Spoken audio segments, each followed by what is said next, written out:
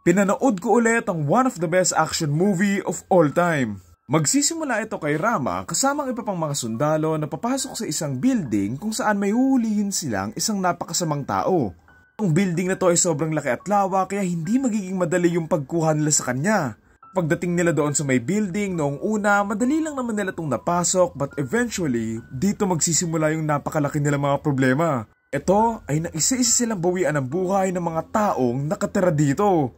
Mga susunod na oras, dito nila gagawin lahat para makapagtago at makaligtas sa sobrang laki ng lugar na to. Siyempre, lalaban din sila sa napakaraming mga rambulan para makalabas sila doon ng humihinga pa.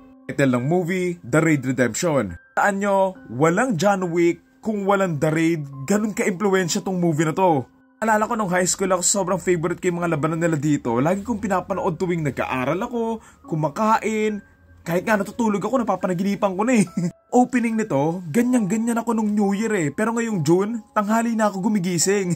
Gaganda ng mga action and fight scenes nila dito na ang dali lang sundan tapos ang sarap pa sa mata panoorin. Linis na ng creative ng choreography na hindi sila umaasa sa mga sandamukal na cuts para maging intense yung mga labanan. Itong gusto ko rin dito yung ang dami nila, ang lalakas nila, pero natalo pa din sila.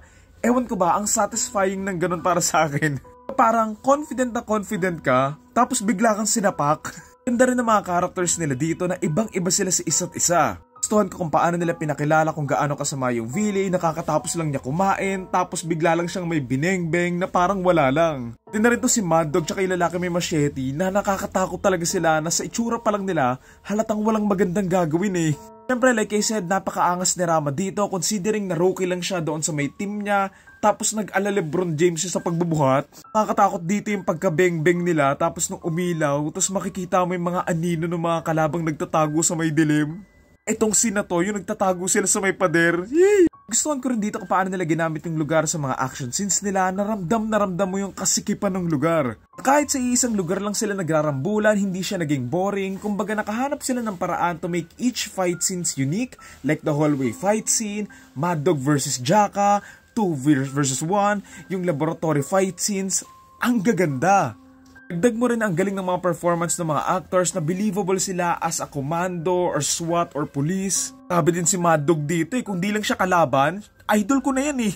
Sabi yung stamina niya na akala mo lumaklak ng 10 Milo. Kay Dago nangihinayang din ako kasi kasing galing din niya sila Rama and Jaka. Pero ayun, binitray siya kasi ni Joey Marquez eh. Camera works and yung cinematography nila goes hand in hand. Ang satisfying talagang panoorin ito, lalo na yung mga bardagulan nila. So yun lang naman, again ang title ito, The Raid Redemption. Ang nagtorta rating ko ay 9 out of 10.